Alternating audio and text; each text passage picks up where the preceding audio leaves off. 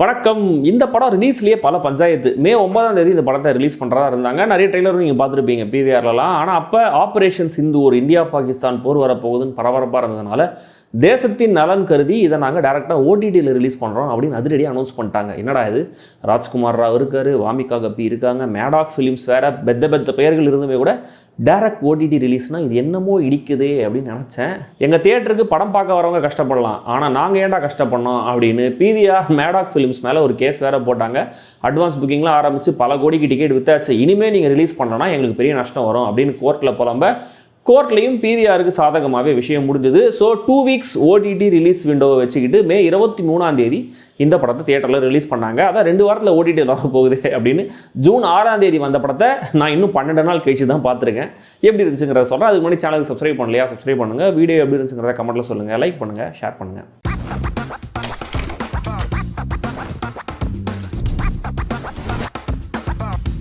Pool Chuk Maaf வாரணாசியில் நடக்கிற கதை. ராஜ்குமார் ராவும் வாமிகாவும் லவ் பண்ணுறாங்க. பட் வாமிகாவுடைய அப்பா கவர்மெண்ட் ஜாப் இருக்கிற பையனுக்கு தான் என் பொண்ணை கட்டி கொடுப்பேன் அப்படின்னு கராராக சொல்லிடுறாரு.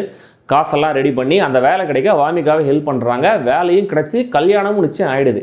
கல்யாணத்துக்கு முன்னாடி நாள் எல்லாரும் கொண்டாட்டமாக ஆட்டம் பாட்டம் ஹல்தின்னு ஜாலியாக இருக்காங்க. அடுத்த நாள் கல்யாணம்னு ஆசையாக தூங்க போகிறாரு ராஜ்குமார். ஆனால் எழுந்து பார்த்தா திரும்பவும் அதே நாள் ரிப்பீட் ஆகுது. காலையில் எழுந்தா ஹல்தி கொண்டாட எல்லாரும் ரெடியாக இருக்காங்க. எப்பவும் போல் முதல்ல இதையெல்லாம் பிரமை அப்படின்னு நினைக்கிற நம்ம ஹீரோ திரும்ப இதெல்லாம் ரிப்பீட் ஆகும்போது டென்ஷன் ஆகிறாரு, கன்ஃபியூஸ் ஆகிறாரு. இது ஏன் நடக்குது அப்படின்னு யோசிக்க ஆரம்பிக்கிறாரு.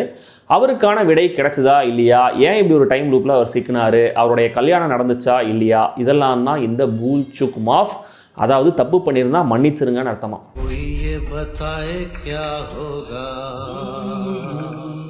ராஜ்குமார் ராவ் ஒரே மாதிரியான கேரக்டர், ஆனால் பேர் மட்டும் வேற வேறன்னு படத்தில் மட்டும் இல்லை நிஜத்துலேயுமே கூட டைம் லூப்பில் சிக்கிட்டா மாதிரி தான் தெரியுது. பட் இந்த படத்தை டோட்டலாக டிரைவ் பண்ணி கொண்டு போகிறது இவருடைய பெர்ஃபார்மன்ஸ் தான். அந்த இன்னசென்ஸ், ஃப்ரஸ்ட்ரேஷன், கையாலாகாத்தனம், அழுகை, சென்டிமெண்ட், ஹெல்ப்லெஸ்னஸ்னு எல்லாமே அவருடைய ட்ரேட்மார்க் ஸ்டைலில் இருந்தாலுமே கூட நிஜமாக ஒரு என்ஜாயபிளான பெர்ஃபார்மன்ஸ் தான். அவுட் அண்ட் அவுட் இது ராஜ்குமார் ராவ் ஓன் பண்ணியிருக்கிற படம்.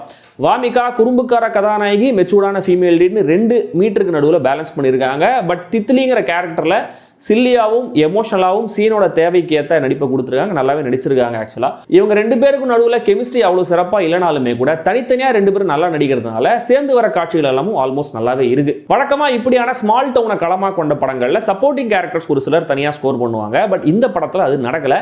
அதுக்குன்னு எல்லாரும் சுமாராக நடிச்சிருக்காங்கலாம் இல்லை. ஹீரோ அப்பாவை வர ரகுபீர் யாதவ், அம்மாவை வர சீமா பகுவா, ஹீரோடைய மாமாவை வர இஷ்தியா கான், பூசாரியா வர வினீத் குமார்னு ஒவ்வொருத்தருமே அந்த ஊரோடைய ரூட்டட் கேரக்டர்ஸாகவே தெரியுறாங்க. அவ்வளோ நேச்சுரலாக நடிச்சிருக்காங்க. ஆனால் இவங்களுடைய ஃபுல் பொட்டன்ஷியலுக்கு இந்த கதையில் தீனி இல்லை. பாடல்கள், பின்னணி இசைன்னு 2மே சுமார் தான். சுதீப் சாட்டர்ஜியோடைய சினிமாகிராஃபியுமே கூட இந்த செட்டிங் படங்கள் இப்படி தான் இருக்குங்கிற அந்த விஷுவல் கிராமரையே ஃபாலோ பண்ண மாதிரி தான் இருக்கு. ஒரே நாள் திரும்ப ரிப்பீட் ஆகுது. அதுக்கான காரணத்தை கண்டுபிடிச்சு அதுலேருந்து சென்ட்ரல் கேரக்டர்ஸ் வெளியில் வரணும். டைம் லூப்புங்கிற கான்செப்டில் வந்த பெரும்பாலான படங்களுடைய கோர் இதுதான். இந்த ட்ரோப்பை வச்சுக்கிட்டு எட்ஜ் ஆஃப் டுமாரோ மாதிரி சயின்ஸ் ஃபிக்ஷனும் பண்ணலாம், ஹாப்பி டெத் டே மாதிரி ஸ்லாஷரும் பண்ணலாம், மாநாடு மாதிரி செம்ம என்டர்டெய்னிங்கான மசாலாவும் பண்ணலாம். இந்த பூல் சுக் மாஃப் ஒரு ரொமான்டிக் காமெடி அப்படின்னு ஆரம்பத்தில் நம்மளை ஏமாற்றிட்டு அதுக்கப்புறம் வேற ஒரு ஜானருக்கு தாவிடுறாங்க. ஃபார்ச்சுனேட்லி ஆர் அன்ஃபார்ச்சுனேட்லி இந்த சோ கால்ட் ராம்காம் போர்ஷன்ஸ் தான் படத்தில் எனக்கு கொஞ்சம் ஒர்க் ஆச்சு, என்டர்டெய்னிங்காகவும் இருந்தது. டைட்டிலேயே இவங்க லவ் ஸ்டோரியை சொன்ன விதம், தென் ஆரம்பத்தில் வர போலீஸ் ஸ்டேஷன் எபிசோட், தென் சஞ்சய் மிஸ்ரா கேரக்டரோட என்ட்ரி, அப்புறம் ஹீரோவும் ஹீரோயினும் பண்ணுற ஒரு பிளான், பொண்ணு பார்க்குற சீன்னு கதை போகுது. ஒரு பக்கம் இதெல்லாம் என்டர்டெய்னிங்காக தெரிஞ்சாலுமே கூட இன்னொரு பக்கம் சரிடா டைம் லூப்னு சொன்னீங்களே அது எதை நோக்கி தான் அந்த கதை போகுது அப்படின்னு தோணுது. நல்ல வேலையா இன்டர்வலுக்கு கொஞ்சம் முன்னாடி, அதாவது ஆல்மோஸ்ட் 1 மணி நேரத்தில் டைம் லூப் கிக்கின் ஆகுது. இதுக்கப்புறமும் இந்த கான்செப்ட் படங்களுக்கே உரிய ஸ்டைலில் ஆரம்ப கட்ட காட்சிகள் ஓரளவு எக்ஸைட்டிங்காக இருந்தாலும் கொஞ்ச நேரத்திலே எல்லாம் ட்ரை ஆகி படம் லிட்ரலா அந்த ஒரு டேல நின்றுது. என்னதான் எடிட்டர் மனிஷ் பிரதான் ஒரே நாளோடைய பல வருஷன்ஸை எக்கனாமிக்கலாக எடிட் பண்ணி காமிச்சிருந்தாலுமே கூட அந்த நாளில் நடக்கிற சம்பவங்கள் எதுவும் சுவாரஸ்யமா இல்லை. ஹீரோ இந்த லூப்லேருந்து வெளியில் வர பண்ணுற முயற்சிகளுமே கூட அவ்வளவு சுவாரஸ்யமா இல்லை.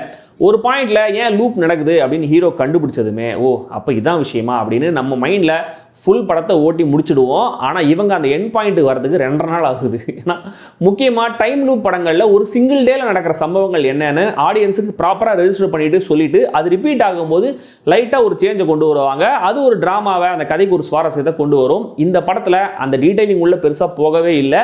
ஸ்கிரிப்டோட கன்வீனியன்ஸுக்கு பண்ண மாதிரி தான் இருந்தது. அதுவும் இந்த ஃபர்ஸ்ட் டைம்லாம் டைம் லூப் வந்து ரிப்பீட் ஆகும்போது ஒரு ஐட்டம் நம்பர் வேற வந்துச்சு பாருங்க, கட்ட விரலுக்கு எக்ஸ்ட்ரா வேலை. அண்ட் கிளைமேக்ஸ்ல மெசேஜ்னு இவங்க ட்ரை பண்ற விஷயங்கள்லாம் சுத்தமா ஒர்க் ஆகவே இல்லை. இந்த டோனல் ஷிஃப்ட் ரொம்ப அப்ரப்டா இருக்கு. சொல்ல வந்த மெசேஜை நோக்கத்தெல்லாம் பாராட்டலாம், ஆனா ஆடியன்ஸை அந்த மெலோ டிராமாவுக்கு சரியா தயார் பண்ணாமையே அந்த இடத்துக்கு கொண்டு போகும்போது அது ரொம்ப ஃபோர்ஸ்டா தான் இருக்கு. பிரீச்சியாவும் சொல்லப்பட்டிருக்கு. மோர் ஓவர் சமீபத்தில் தமிழ்ல பிளாக் பஸ்டரான ஒரு படத்துலையுமே கூட கிட்டத்தட்ட இதே மேட்டரை இதை விட சிறப்பாக அழுத்தமாக சொல்லியிருந்ததுனால இங்கே அதோட எக்ஸிகியூஷன் ரொம்ப இன்ஃபீரியராக இருந்தது.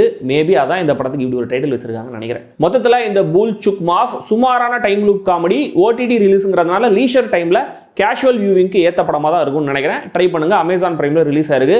2-3 ஷோஸ் இன்னும் கூட தியேட்டரில் ஓடிட்டு இருக்குன்னு தான் நினைக்கிறேன். பட் ஓடிடிலே பார்க்கலாம், நல்லா தான் இருக்குது. அண்ட் இந்தியில் மட்டும்தான் இந்த படம் இப்போதைக்கு இருக்குது.